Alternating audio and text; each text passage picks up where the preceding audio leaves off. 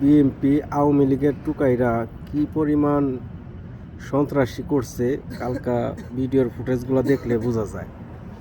আর পুলিশরা সবাই খালি দেখছে। এই যে দেখেন,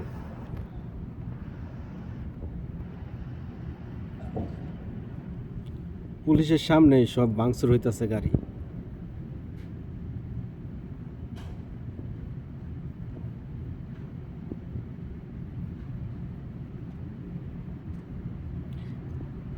এই দেশে সুস্থ রাজনীতি সম্ভব না। আওয়ামী লীগ ছিল এক সন্ত্রাসী, বিএনপি আরও বড় সন্ত্রাস দল, সাদাবাজ দল, সন্ত্রাস দল। সুস্থ রাজনীতি তারা চায় না।